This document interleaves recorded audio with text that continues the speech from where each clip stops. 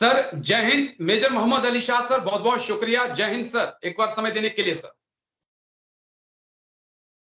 शुक्रिया जी, thank you आपका भी। जय Hind. Thank you sir. Manipur में आपने लंबा सर्व किया है, असम राइफल में आपने बहुत लंबा सर्व किया है, और आज मणिपुर को लेकर ही मैं चर्चा करने वाला था और असम राइफल को लेकर ही चर्चा करने वाला था, क्योंकि मणिपुर पिछले कह सकते हैं 2 महीने से ज्यादा का वक्त हो गया जल रहा है। अभी भी जिंदगी नॉर्मल वहां पर नहीं हो पाई है, लेकिन इस बीच कुकई मैताई का ये संघर्ष जो है वो अब ऐसी खबरें आ रही हैं कि फोर्सेस का संघर्ष बनता जा रहा है। खबरें ऐसी भी आ रही हैं कि एक तरफ असम राइफल है, दूसरी तरफ जो मणिपुर की पुलिस है वो आमने सामने है। किस प्रकार से हम इन खबरों को देखें सर? जी देखिए, बात ऐसी है कि हमने नॉर्थ ईस्ट, जब मैं नॉर्थ ईस्ट बोलता हूं तो केवल मणिपुर ही नहीं बल्कि नागालैंड, मिजोरम, त्रिपुरा, अरुणाचल, शिलोंग, मैं पूरे उसके इलाके इंक्लूड करूंगा। तो हमने नॉर्थ ईस्ट को बहुत टाइम से निग्लेक्ट किया है, बहुत टाइम से नजरअंदाज किया है, बहुत टाइम से इग्नोर किया है। और जाहिर सी बात है, तो जब इतने टाइम से आप किसी को निग्लेक्ट करोगे तो एक बहुत ही एक ह्यूमन नेचर है, एक फीलिंग ओके, अंदर आ जाती है। अभी भी राजेश जी, मैं आपकी दाद देता हूं कि आपने ये मणिपुर के मुद्दे को उठाया है, क्योंकि बहुत कम लोग इस मुद्दे को उठा रहे हैं मणिपुर के, क्योंकि जी जैसे बताया, सैडली अनफॉर्चुनेटली लोगों को इंटरेस्ट नहीं है नॉर्थ ईस्ट में, उनको इंटरेस्ट नहीं बिल्कुल मणिपुर में हो क्या रहा है। वही चीज अगर जम्मू कश्मीर में हो रही होती तो सबको इंटरेस्ट हो रहा होता कि भाई क्या हो रहा है। और सबसे खूबसूरत हिस्सा हिंदुस्तान का मैं ये बोलूंगा कि वो नॉर्थ ईस्ट है। बिल्कुल और सर। मेरे को बहुत दिल दुखता है ये देखते हुए कि मणिपुर में क्या हो रहा है। मैं महज 3 साल का था राजेश जी, महज 3 साल का ओके, था। मेरे फादर आर्मी में मेजर थे उस टाइम पे, और ये अर्ली 80s की बात है। तो मैंने अपनी स्कूलिंग की शुरुआत नॉर्थ ईस्ट से करी। मैं नर्सरी जी क्लास में मैं गया था, मैं नॉर्थ ईस्ट में था, मैं अरुणाचल में था हालांकि। उसके बाद फिर मेरा जी जाना आना रहा मणिपुर से, जब मेरे फादर का तबादला मणिपुर में हुआ, बाद में नागालैंड में हुआ, मणिपुर में हुआ। अच्छा, अब मणिपुर में हमको ये समझना पड़ेगा कि वहां पे अलग अलग कल्चर्स हैं, अलग अलग ट्राइब्स हैं। जैसे कि एक तरफ कुकी ट्राइब होगी, सब जानते हैं, खबरों में है, एक तरफ नागा ट्राइब होगी, सब जानते हैं। उसी तरीके से वहां पे एक कम्युनिटी है, माइते कम्युनिटी।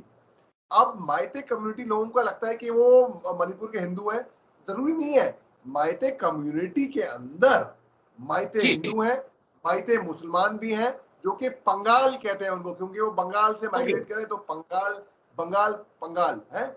और उसके अलावा वहाँ पे एक सनामाई, एक अलग रिलीजन है, और जो ना ही हिंदू है, ना ही क्रिश्चियन है, ना ही मुसलमान है, ना ही सिख है। सनामाई एक अलग रिलीजन है, उनका एक अलग मंदिर भी है, जो कि कांगला फोर्ट की तरफ को है, वहां पे इनका ओके, मंदिर। अब आप देखिए, माइते क्रिश्चियंस भी हैं। तो बहुत लोग ओके, ऐसा बोलते हैं कि ये हिंदू वर्सेस क्रिश्चियन कॉन्फ्लिक्ट हो रहा है, लेकिन ये बात सही नहीं होगी बोलना, क्योंकि ये एक कम्युनिटी, एक एथनिक प्रॉब्लम है। ये एक माइते वर्सेस कुकी क्लैश हुआ है, ना ही कि एक हिंदू वर्सेस क्रिश्चियन क्लैश हुआ है। आप देखिए, 3 मई को वहां पे कई डिस्ट्रिक्ट्स में ये प्रोटेस्ट मार्च निकाली गई, क्योंकि माइते कम्युनिटी सुप्रीम ये कोर्ट गई थी, और कोर्ट में एक साउथ इंडियन जज थे जिन्होंने रूलिंग दी फेवरिंग, उनको उनकी फेवर में आया माइती कम्युनिटी के, कि उनको शेड्यूल्ड ट्राइब स्टेटस मिल सकता है। तो ठीक है। कुकी ट्राइब ने इसको प्रोटेस्ट किया। अब ये है कि वहां पे 2 सोशल ऑर्गेनाइजेशन है माइते के, आरामबाई टैंगोल और माइते निपोन, जिनके ऊपर इल्जाम लगा है कि इन्होंने वायलेंस को बढ़ावा दिया है। उनके जो लीडर हैं प्रमोद सिंह, उनको मैं जानता हूं, उनसे मेरी बात भी हुई थी। लेकिन देखिए, अब ये केवल इल्जाम है, अभी फिलहाल तो कोई साबित हुआ नहीं है वैसे। हालांकि ये लोग कहते हैं कि हमने देखा था कि माइते लिपोन और इस तरीके से के लोग आए थे वहां पे अटैक करने के लिए, ऐसे लोगों का कहना है। लेकिन आप जानते हैं कि जब तक कानूनी तौर से कुछ स्थित नहीं हो जाता, कोई साबित नहीं हो जाता, हम किसी पे इल्जाम लगाना ऐसा ठीक नहीं होगा अभी इस टाइम पे। अब बात ऐसी है कि 2 फैक्शन, 2 कम्युनिटी जब लड़ी आपस में 3 मई के बाद, तो मीडिया रिपोर्टिंग कहीं नहीं हुई थी। 14 जी मई जी को 5 मई को मीडिया मीडिया रिपोर्टिंग, मीडिया जागी बहुत टाइम के बाद। लोकल मीडिया में हाँ हो सकता है रिपोर्टिंग हुई हो, लेकिन नेशनल मीडिया में इसकी बहुत इसकी कोई कम रिपोर्टिंग प्रश्न ही देखी नहीं उसी सर। टाइम। ऐसा लगता है कि नेशनल मीडिया जब हम देखते हैं, तमाम बड़े-बड़े एंकर्स, बड़े-बड़े चैनल्स हैं, उनको उनको देख के ऐसा लगता है कि उन वो ये समझते हैं कि मणिपुर इंडिया का हिस्सा ही नहीं है, जिस प्रकार से खामोशी है। बिल्कुल, बहुत दुःख होता है ये देख के, बिल्कुल ऐसा लग रहा है सच में, मैं बोलूँ दिल से बोलूँ तो ऐसा लग रहा है जिस तरीके से लोगों का इंटरेस्ट ही नहीं है बदकिस्मती से, और मेरा बहुत इंटरेस्ट है नॉर्थ ईस्ट में, बहुत ज़्यादा, क्योंकि मैं एडीसी टू जियो, चलो मैं कह रहा हूँ फौजी ब्रैट, फौजी, मेरे फादर फौज में थे, उनका सर्विस बहुत नॉर्थ ईस्ट में हुई, मणिपुर में हुई, नागालैंड में हुई, अरुणाचल में हुई, बहुत नॉर्थ ईस्ट में हुई। लेकिन एज एन ऑफिसर जब मैंने वर्दी डाली और जब मैं आया तो जी, 2004 में बदकिस्मती से मनोरमा देवी एलिजिडली रेप कांड हुआ था, और जी, 2005 में मैं मणिपुर पहली बार एज यंग कैप्टन साहब, मैं वहां पे on ground, boot on the ground वहां पे था अपना हथियार एमुनेशन लेकर। ओके, तब लोग, मैंने मणिपुरी भाषा सीखी, मैंने ट्राइबल कल्चर सीखे। देखिए कुकी में भी एक थडाओ स्पीकिंग कुकी है और एक कुकी जोमी ट्राइब है, तो कुकी में ओके, भी बटे हुए हैं थोड़े बहुत। अब 1997 में जब मेरे फादर वहां पे ब्रिगेड कमांड कर रहे थे मोबल से, दक्षिण से, मणिपुर से, तब एक बहुत गंदा क्लैश हुआ था, एथनिक क्लैश, विदाउट फाइट जिसे कहते हैं, फैमिली डिस्प्यूट जो बोलेंगे एक तरीके से, वो इंटरनल था कुकी के अंदर। जब थडाओ स्पीकिंग कुकी और कुकी जोमी ट्राइब के बीच में ये क्लैश हुआ था, तो नॉर्थ मणिपुर से ये लोग लमका बोलेंगे मणिपुर को, ये चाशनपुर को, क्योंकि चाशनपुर बेसिकली माइते कहते हैं, कुकी उनको मानने को तैयार नहीं है, वो कहते हैं लमका, लमका टर्म है। और जी, लॉर्ड गॉड चाशनपुर एक मंदिर है, चाशनपुर के ऊपर के चाशन के ऊपर चाशनपुर, मणिपुर, जैसे कि मणिपुर का नाम है मणि ज्वेलपुर जी, लैंड, तो जेवर वाला जगह के, इतनी सुंदर जगह है वो। वहां एक लेक लोकतक भी है वहां पे, अंगला पोर्ट के पास में, वहां पे फ्लोटिंग आइलैंड्स हैं, बड़ी खूबसूरत जगह है, और बड़े ही खूबसूरत लोग हैं वहां के, और दिल से बहुत ही हॉस्पिटेबल है। और मेरा बहुत दिल दुखता है ये देख के कि लोगों को इंटरेस्ट ही नहीं है, हैंडल वो कैसे किया जाएंगे, जा जैसे सकता है मैंने सर? कहा स्विट्जरलैंड, जी, वो मैं जाएंगे कुछ चीज़ मैंने कहा कहूँगा, इटली। जो कुछ हुआ, 150 से ज़्यादा हाँ लोगों जी, की मौत हो गई।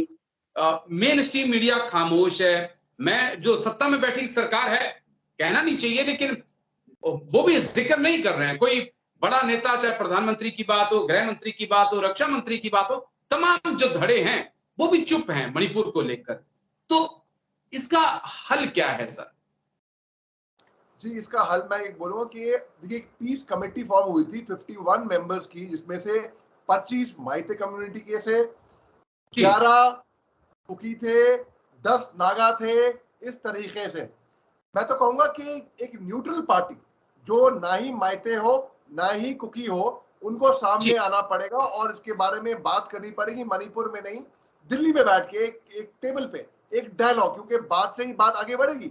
आग से बिल्कुल, गोलीबारी से कुछ नहीं होने वाला, उससे बात और बिगड़ेगी, और बाहर के मुल्क के लोग हमारे बारे में तरह तरह की बातें करेंगे, उनको समझ नहीं होगी मणिपुर के बारे में, वो बिना समझे कुछ अपनी वहां से नैरेटिव बिल्ड करेंगे जो कि अच्छा नहीं है, और इस जी, तरीके से खबरें बहुत फैलेंगी। तो बात ऐसी है, मयंक बोलते हैं, जैसे आप और मैं, हम जैसे बाहर के लोग मणिपुर के होते हैं, उनको जी, मयंक बोलते हैं। तो किसी, मैं तो कहता हूँ किसी मयंक को सामने आना पड़ेगा, और इसके मैं तैयार हूँ बिल्कुल, मेरे को, क्योंकि मेरा दिल दुखता है ये देखते हुए कि मणिपुर किस तरीके से जल रहा है, किस तरीके से वहां पे लोगों की मौतें हो रही है, लोग बेघर हो रहे हैं। और सबसे अफसोस अफसोस अफसोस बात है माइते क्रिश्चियंस की, माइते क्रिश्चियन तो बिल्कुल, दोनों तरफ से पिस गए। कुकी कम्युनिटी बोले, कुकी ट्राइब बोलेगी कि आप तो माइते हो, माइते बोलेंगे आप तो क्रिश्चियन हो। तो इस तरीके बिल्कुल, से, हालांकि कम्युनल नहीं है मामला, लेकिन ये पंगाल जो है, जब आपको बताया, पंगाल जो माइते मुसलमान है, 1972 में जब मणिपुर एक सेफ यूनिफाइड आइडेंटिटी थी, तब जी, उनका चीफ मिनिस्टर थे अली मोदी, जो कि मुसलमान थे, वो कि बंगाल ओके, थे। जब मणिपुर ने उनको एक्सेप्ट किया है, तो आगे मैं देखता हूँ मणिपुर में शांति आ सकती है, बिल्कुल आ सकती है, इम्पॉसिबल नहीं है ये। लोग कहते हैं सेपरेट एडमिनिस्ट्रेशन, प्रेसिडेंट रूल लाओ, यहाँ के chief minister N Biren Singh को हटाओ। मैं कहता हूँ अगर बात इंटरेस्ट को लिया जाए, अगर पॉलिटिकल विल हो, तो इस सिचुएशन को सॉल्व किया जा सकता है और बाहर के मुल्क के लोगों को जरूरत नहीं पड़ेगी हमारे बारे में बात करने की। आर्मी के लिहाज से चीजों को अगर मैं समझना चाहूं, मैंने क्योंकि हम दोनों ने वर्दी पहन के वर्दी खोल दी है। हम उस दौर में हमारे पास वर्दी थी जिस दौर में वहां पर अफस्पा था, और मैंने भी अपनी सर्विस के कम से कम 6 साल जो हैं नॉर्थ ईस्ट में दिए हैं सर। और मुझे फक्र है क्योंकि बहुत अच्छे लोग हैं, बहुत, जैसा कहा कि बहुत खूबसूरत नॉर्थ ईस्ट है हमारा। क्या अफस्पा जैसे कानून को विड्रॉल करना, पीछे उसको वापस लेना एक गलती थी? क्या वो वक्त है जब हम आर्मर्ड फोर्सेस को इस कानून को दे सकते हैं, उनके हाथों को मजबूत कर सकते हैं? क्योंकि हमने देखा कि फोर्सेस मिलिटेंट्स को पकड़ रही हैं, तब तक वहां पे लोकल्स आ जाते हैं, औरतें आ जा रही हैं, जिनके कारण मिलिटेंट्स को छोड़ना पड़ रहा है। और मिलिटेंट ऐसे भी नहीं है सर, AK-47, MI5, तमाम तरह के आधुनिक हथियार लेकर बैठे हैं। तो ये तो सीधे तौर पे कह सकते हैं कि एक चैलेंज है। आपने बड़ी अच्छी बात की और बहुत ही समझदार वाली सूझबूझ वाली बात की है। देखिए बात ऐसी है, वहाँ पे एक सेक्शन है महिलाओं का, मीरा पबाई बोलते हैं, जो कि माइती लेडीज हैं, जो मदर ऑफ मणिपुर कहते हैं। और मैंने पर्सनली डील किया हुआ है मेरा मेरा पबाई के साथ। वो मेरे साथ तो बहुत ही अच्छी थी, बहुत ही तमीजदार, बहुत ही स्वीट, बहुत ही पेशेंट थी। लेकिन जब मिलिट्री ऑपरेशन जब होता है तो वो फौज को घेर लेती हैं, और वहाँ पे जो जिनको फौज टारगेट करके उनको या तो पकड़ने जा रही है या अप्रीहेंड करने जा रही है या उनके खिलाफ ऑपरेशन करने जा रही है, तो वो महिलाएं बीच में, मीरा पबाई जिनको कहते हैं, वो बीच में आ जाती है, वो ऑपरेशन की रुकावट कर जाती है। देखिए अभी कुछ दिन पहले हमने देखा कि हमने वीडियो भी बहुत वायरल हुआ यूट्यूब पे कि मीरा पबाई ने घेर लिया है कुछ फौजियों को, लेकिन फौजी फिर भी अपना ऑफिसर अपना ग्राउंड स्टैंड कर रहा है। और एक स्पेयर कोर्ट से एक ट्वीट भी निकली थी जहाँ पे उन्होंने कहा था कि मीरा पबाई ने घेर लिया था, तकरीबन 1200-1500 मीरा पबाई ने फौज को घेर लिया था। तो ह्यूमन जी, ग्राउंड पे फौज को 12 KYKL कंगला येवोन कंगला नुप, ये एक जी, अंडरग्राउंड फैक्शन है, फैमिली ऑफ द माइथीज, तो उनको छोड़ना पड़ा। 12 उनमें से 12 में से एक थे सेल्फ स्टाइल्ड लेफ्टिनेंट कर्नल उत्तम टेम्बा, जो कि ओके, मास्टरमाइंड थे 2015 में 6 डोगरा बटालियन पे जो एम्बुश हुआ था, जहां पे ओके, हमारे 18 बहादुर फौजी जहां पे शहीद हुए थे। ये जिम्मेदार थे, ये इनमें मास्टरमाइंड थे lieutenant colonel self styled lieutenant colonel Temba Uttam. देखिए बात ऐसी है कि ह्यूमन ग्राउंड पे छोड़ा या प्रेशर आके छोड़ा वो अलग बात है, जो भी कंपनी कमांडर ने ऑन ग्राउंड डिसीजन लिया ठीक है, उसको उसको मालूम है बेस्ट ऑन ग्राउंड सिचुएशन क्या डेवलप हो रही है, उससे कोई तकलीफ जी, नहीं है। देखो क्या खराब लगा हल्का सा, मैं आपको बताता हूँ फ्रैंकली, एक फौजी आदमी होने के नाते जो अभी मीडिया से भी थोड़ा बहुत ताल्लुक रखता है। देखिए फौजी आदमी जो होता है वो बहुत सिंपल होता है, उसको मीडिया जी, को हैंडल करना ठीक से आता नहीं है, उसको मालूम नहीं क्या नैरेटिव, वो बड़ा शरीफ सीधा। तो जो थ्री कोर से जो स्पेयर कोर से जो नैरेटिव निकल कर आया था, जो ट्वीट निकल कर आई थी, वो जी, जरूरत नहीं थी, मैं ऐसा मानता हूँ, जरूरत नहीं थी बिल्कुल भी मेंशन करने की। Self style lieutenant colonel Temba Uttam, जो कि KYKL के थे, इन्होंने मास्टरमाइंड किया, क्योंकि 2015 में आर्मी ने खुद ये स्टेटमेंट दिया था कि NSCN ने जिम्मेदारी ली थी इस हमले की। और अब मतलब उड़ता तीर मैं बोलूंगा, आपको जरूरत नहीं थी ये बोलने की उस ट्वीट के अंदर कि वो मास्टरमाइंड था या इतना बड़ा पहुंचा उग्रवादी था। क्योंकि बहुत लोगों ने, मीडिया वालों ने मेरे को फोन किया, मैंने कहा देखो मैं कोई अथॉरिटी नहीं हूँ, मेरे को कुछ पता नहीं इसके बारे में, मेरे से मत पूछिए। जी, मेरे को बहुत जर्नलिस्ट को ये बोलना पड़ा, खास तौर नॉर्थ ईस्ट से, क्योंकि मुझे मालूम नहीं था उसके बारे में, ऑपरेशन के बारे में। जिनकी जिम्मेदारी बनती है बोलने की, वो तो उसके बाद ट्वीट छोड़ के वो थोड़े वो चुप चुप बैठे थे। मैं ऐसा मानता नहीं, बिल्कुल, मैं अगर ट्वीट किया है तो प्लीज सी थ्रू इट, आप फॉलो थ्रू करिए ना, आप क्लैरिफाई करिए, आप रॉन्ग नैरेटिव बिल्ड होने मत दीजिए बिल्कुल भी, क्योंकि बहुत दिल दुखता है अगर रॉन्ग नैरेटिव, आपका भी मेरा भी दिल दुखेगा अगर रॉन्ग नैरेटिव एक कहीं भी फौज और का या क्योंकि कहीं जी, से भी बिल्ड मुझे होता है। मोहम्मद अली साहब साहब, आपने असम राइफल में भी लंबा सर्व किया है, जहां तक मेरे पास नॉलेज है। मैं समझना चाहूंगा कि असम राइफल को लेकर भी एक नैरेटिव सेट हो रहा है कि मतई बोलते हैं कि इसमें कुकी हैं, कुकी बोलते हैं इसमें मतई हैं। तो क्या भूमिका असम राइफल की हम देख सकते हैं, क्योंकि जिम्मेदारी उसके ऊपर भी काफी ज्यादा है वहां पे पीस लाने की? जी देखिए, Assam rifle sentinel of the north east, ये friends of the hill people, ये स्थापना इसकी हुई थी ताकि नॉर्थ ईस्ट में शांति लाने की, वहाँ के बॉर्डर सिक्योर करने की, वहाँ पे शांति लाने के लिए। अब आप नॉर्थ ईस्ट फ्रंटियर फोर्स, नेफा को कहते थे, अब यहाँ पे नॉर्थ ईस्ट में जो फौज आती है, जो जो भर्ती होके आते हैं जवान, वो केवल नॉर्थ ईस्ट के ही नहीं होते, वो ऑल इंडिया के होते हैं, वो हरियाणा के भी होते हैं, राजस्थान के भी होते हैं, हिमाचल के भी होते हैं, यूपी के भी होते हैं। हाँ, प्राइमरीली वो नॉर्थ ईस्ट के होते हैं। और केवल नॉर्थ ईस्ट में जब मैं बोलूंगा, केवल मणिपुर या नागालैंड या मिजोरम नहीं बोलूंगा, या अरुणाचल नहीं बोलूंगा, केवल नेपाल से भी आते हैं, वहां के नहीं बोलूंगा मैं, ओवरऑल। अब आप देखिए, असम राइफल्स में हमारे साथ कुकी फौज भी थी, हमारे पास माइते भी थे, हमारे पाइते भी थे, बाइते भी थे, हमारे साथ पंगाल भी थे, हमारे साथ जी सदामाई भी थे, और सब आपस में एक ही कंपनी, एक ही प्लाटून में कोएग्जिस्ट करते थे। और वहां पे नागा भी थे, तांकोल भी थे, साथ में मिजो भी थे। तो हर तरीके की ट्राइब, अपतामी ट्राइब के भी थे अरुणाचल प्रदेश से, गारो भी थे, खासी भी थे जो कि शिलोंग से। तो अलग अलग ट्राइब के बारे में उनके साथ ही रह के मेरे को मालूम पड़ गया, अच्छा ट्राइबल एफिनिटी क्या होती है, एथनिक कल्चर क्या होता है, वहाँ की ज्योग्राफी, टोपोग्राफी, डेमोग्राफी, हिस्ट्री क्या है उस इलाके की। देखिए, मणिपुर के बारे में कहीं पे भी किसी को भी अगर बात करनी है तो वहां पे रहना पड़ेगा। पहली बात तो मैं ये एडवाइस करूंगा, ऑन ग्राउंड जाओ, रहो नॉर्थ ईस्ट में, समझो। बहुत लोग हैं जो कभी मणिपुर गए नहीं, लेकिन फिर भी मणिपुर के बारे में Google knowledge, Google fact finding समझ के, सर्च करके, थ्योरी पढ़ के, किताबें पढ़ के बात करने लगे हैं मणिपुर के बारे में, वहां पे शांति लाने की बात कर रहे हैं। देखिए, वहां पे ऐसा होएगा नहीं जब तक हम समझेंगे नहीं ना। जब तक एक डॉक्टर, देखिए अगर कोई बीमारी है, हमने जी गूगल कर लिया, सिम्टम्स क्या है बीमारी के, गूगल पे तो मालूम पड़ गया, अरे खांसी है, बिल्कुल जुकाम है, बुखार है, दवाई भी गूगल पे ले ली। कितना डेंजरस हो सकता है अगर वो दवाई गूगल के थ्रू, बजाय कि आप एक्सपर्ट जो डॉक्टर है उसके पास नहीं जा जी रहे हैं, आप गूगल पे पढ़ के बता रहे हैं और आप दवाई वहीं से प्रिस्क्राइब कर रहे हैं, ये बहुत डेंजरस हो सकता है। तो इसके लिए मेरी जी सलाह है कि जो मणिपुर को समझता हो, जो मयंक हो एक तरीके से, जो मैं कहूंगा, जो बाहर, जैसे कि कई सारे जीओसीज हुए हैं, कई सारे जी डीजीपी हुए हैं, डेप्टी जनरल पुलिस, कई सारे चीफ सेक्रेटरी हुए हैं, कई सारे former chairman cease fire monitoring group Nagaland के वो हुए हैं जो वहां के इलाके को समझते हैं, कई सारे फॉर्मर गवर्नर हुए हैं। तो ऐसे लोगों को सामने आना चाहिए जो ना ही मायते हो ना ही कुकी हो, जिन पे कोई इल्जाम नहीं जी लग सकता कि आप एक साइड, एक पक्ष रख रहे हैं, क्योंकि वो सही हकीकत की बात करेंगे, जो है वो है।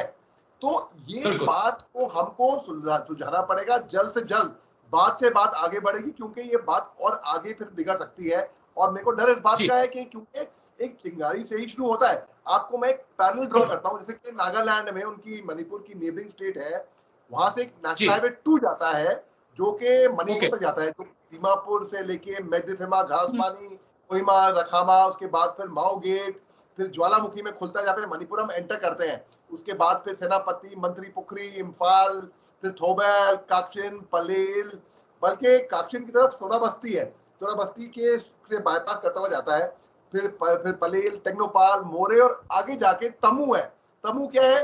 जी तमू बर्मा का हिस्सा है, और बर्मा ओके और हिंदुस्तान के बीच में एक पैक्ट है कि 16 किलोमीटर आप अंदर बाहर आ सकते हैं, यानी कि एक हिंदुस्तानी मणिपुरी जिसकी शादी या कोई रिश्तेदार हो बर्मा में, वो 16 किलोमीटर तक जा सकता है बर्मा का ठीक है इंसान 16 किलोमीटर हिंदुस्तान आ सकता है। और बॉर्डर बड़े पोरस है, तो जाहिर सी बात है, जब पोरस बॉर्डर होंगे कहीं पे भी, तो स्मगलिंग, घुसपैठ, ये सब तो होएगा ही होएगा। बिल्कुल ये बात आप कितना भी रोकना चाहें, बीएसएफ हमारी तैनात है वहां पे, असम राइफल तैनात है, आर्मी तैनात है, सीआरपीएफ तैनात है, हमारी सिक्योरिटी फोर्स तैनात है, मणिपुर पुलिस तैनात है।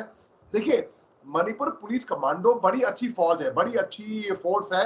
मैंने इनके साथ, इनको बहुत करीब से देखा हुआ है, मगर मेरे को ताजुब ठीक हुआ ये देख के कि हजारों की तादाद पे इनके हथियार वहां की उनकी आर्मरी से लूटे जाते हैं, या क्या हुआ, एक गोली फायर नहीं होती रेजिस्टेंस की। मेरे को ताजुब हुआ ये बिल्कुल देख के।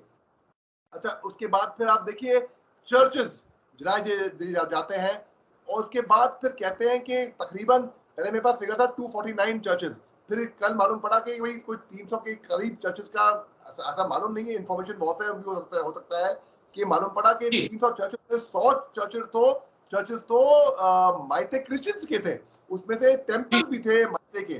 तो बात बिल्कुल ऐसी है, बिल्कुल रिलीजियस, किसी भी रिलीजियस प्लेस को टच नहीं करना चाहिए। वो रिलीजियस प्लेस चाहे कोई भी हो, चाहे गुरुद्वारा हो, चाहे मस्जिद हो, चाहे चर्च हो, चाहे मंदिर हो, चाहे सिनागो हो, उसका आदर करना चाहिए। ये झगड़ा, ये लड़ाई जो है, अगर हम अभी सॉल्व नहीं करेंगे ना, तो बाहर के मुल्क इसका मजा लेंगे, हमारे पे हमारी तरह तरह और की बातें इतने करेंगे क्यों हिंदुस्तान होता है की। यूरोपियन यूनियन की तरफ से कल बयान दिया गया है मणिपुर को लेकर। इवन तक अमेरिका की तरफ से भी कहा गया कि अगर हिंदुस्तान चाहे तो हम मणिपुर के अंदर दखल देते हैं ताकि चीजों को ठीक किया जा सके। लेकिन बहुत बहुत शुक्रिया सर आपका तमाम चीजों को इतने अच्छे तरीके से समझाने के लिए। मुझे उम्मीद है कि हमारे दर्शकों को भी पता लगा होगा कि जो मणिपुर में हो रहा है उसके पीछे का असली कारण क्या है। लेकिन दो तीन चीजें बड़ी अहम कही सर आपने कि मेन स्ट्रीम मीडिया की खामोशी, सत्ता में बैठे हुए लोगों की खामोशी, ये जो मणिपुर जल रहा है इसको जलाने में एक अहम भूमिका अदा कर रही है। बहुत बहुत शुक्रिया सर, जय हिंद, थैंक यू सर। शुक्रिया राजेश जी, आपका भी जय हिंद।